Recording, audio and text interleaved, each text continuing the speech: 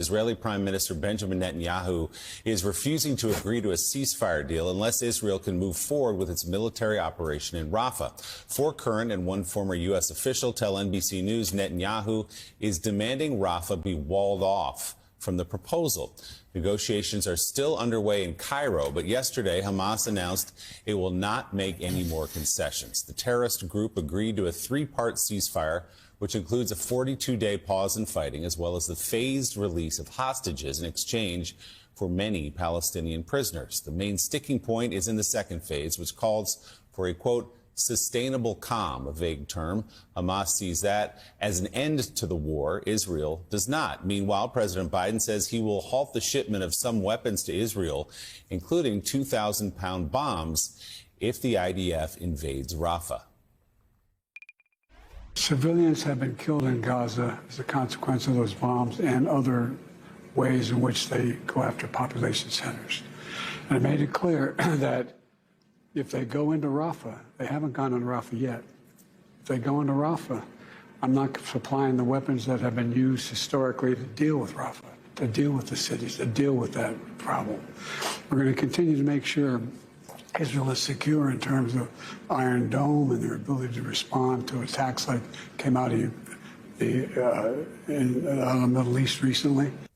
The president's interview with CNN aired just hours after Defense Secretary Lloyd Austin publicly acknowledged the United States did pause a delivery of thousands of bombs last week. Many top Republicans are outraged by that decision. In a rare joint letter, Speaker Mike Johnson and Senate Minority Leader Mitch McConnell demanded an explanation from the president, saying, quote, security assistance Israel is an urgent priority. The Republican chairs of the House Foreign Affairs and Armed Services Committees also blasted that decision, calling it appalling. In the Senate, Lindsey Graham grilled Secretary Austin about the delay in arms during an Appropriations Committee hearing yesterday. Okay, so Israel's been hit in the last few weeks by Iran, Hezbollah, and Hamas, dedicated to their destruction. And you're telling me you're going to tell them how to fight the war and what they can and can't use when everybody around them wants to kill all the Jews?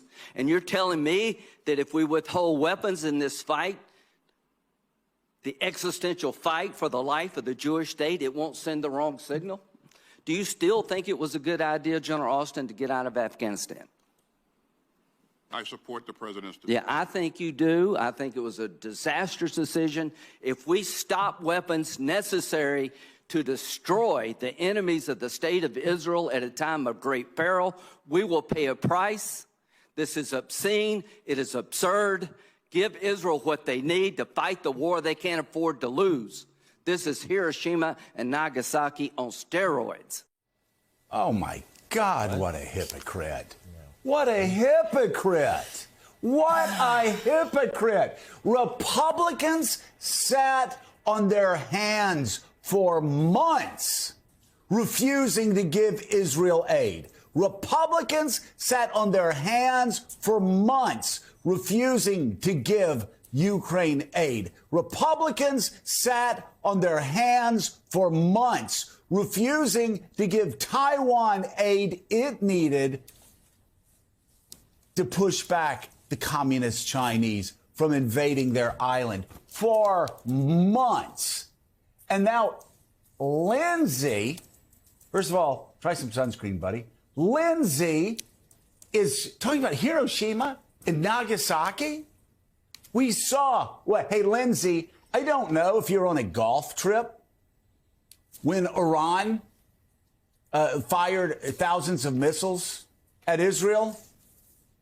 Maybe you didn't remember this. Maybe you don't want to remember this. Maybe Donald Trump told you not to remember this. Maybe you've been hanging out with RFK Jr. and maybe a worm like ate out part of your brain so you don't have this memory. Here's the United States of America, who stood up for Israel. It was the United States of America that provided the main defense in stopping those Iranian missiles from coming in. It was the United States of America. It was Joe Biden. It was the administration that told Iran we would always stand by Israel's side. And we are standing by Israel's side now and forever. But that doesn't mean we send 2,000-pound bombs for Netanyahu to drop on a densely populated area that has over 1 million people there right now and no place to go? That's your definition of an existential threat? They're killing Hamas commanders as we speak without 2,000-pound bombs. They will kill and continue to kill Hamas commanders. Hamas isn't taking Gaza over again, and you know it. So stop lying. Stop lying. I know it's hard because Donald Trump wants you to say things like that. Willie, if I'm going, I support Ukraine, and then Donald Trump says, don't support Ukraine, and his hound dog barks, don't support Ukraine, suddenly he goes, I don't support Ukraine no more. We're going to lease them weapons. What? A country is dying because of Russian invaders? And Vladimir Putin says he has his eyes set on Poland and the Baltic states? And Donald tells you, Lindsay, not to support Ukraine and to hold up funding for Israel and to hold up funding for Taiwan? And you're providing lectures to the Secretary of Defense? What a joke. I don't know if you know this, but we have video, right? They create, okay, so they film, and I don't know, Willie, maybe they created film in maybe the 1880s or something, and then that film at some point turned into videotape. I don't know when it was. Everybody was buying VHSs in the 70s. My dad decided he had a Betamax. He was okay, that tells you all you need to know. My dad played the long game, Lindsay. But even my dad's Betamax could record you saying, we're not giving support for Israel and Taiwan and Ukraine unless we loan them the money. Like, come, what are you watching World War II movies? This isn't 1940 and you're not FDR. Good Lord, Willie.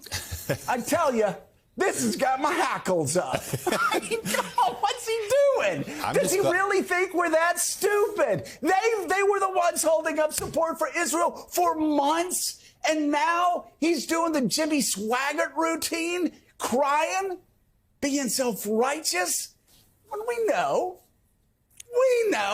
what happened. Come on, Lindsay.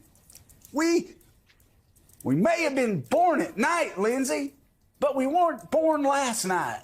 How's that? Was that pretty good, Willie? And the good people at Betamax, thank you for that reference too. They're trying to get things going again. It's been a long road. I'm trying to get free supplies because I got my dad's Betamax machine. I just don't have the tapes. Everything comes back, making Joe. them in 1984. You know how vinyl came back? Beta's about to come back. I can feel it. I can feel it in my bones. You know. But you're, of course, right. Lindsey Graham, first of all, has long held himself out as a supporter of Ukraine, a defender of Ukraine, until Donald Trump yanked the chain on the leash and said, don't do that right now. Yeah. We're not. Yeah. So he stepped away from that. And we should point out it took months and months and months, but finally there was a foreign aid package passed last month that got $14 billion worth of aid to Israel. So they are getting what they need. In this case, John, the White House just making the point that Joe just made. We're not going to supply. We're going to see how you go into Rafah, but we're not going to give you 2,000-pound bombs to be dropped in an urban setting. But the idea that the White House has cut off aid to Israel is preposterous and just objectively wrong. Right. So the president made that point clear. Just a few weeks ago, it was Americans not only sent weapons to Israel to defend itself against Iran's barrage of drone and rocket attacks, their Iron Dome. The U.S. continues to do that. And in fact, U.S. assets helped shoot down a lot of those rockets. They're defending Israel. The president this week in his Holocaust memorial speech made clear. He's like, we stand with Israel, but you can at times disagree with a friend. And they disagree right now with the plan to go into Rafah. The president in this interview said, look, there's been limited Israeli incursions into Rafah.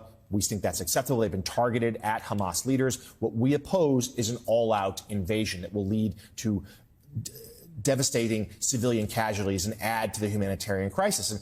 And President Biden last night, look, he's reached his red line. He's like, we are not going to give you offensive weapons to go into to use in an invasion of Rafah, whether that's bombs or artillery or anything of the sort. And he acknowledged for the first time that, yes, undoubtedly, it has been some American weapons used by the Israeli military that's killed civilians in Gaza. And he's like, that's unacceptable. We do not want that to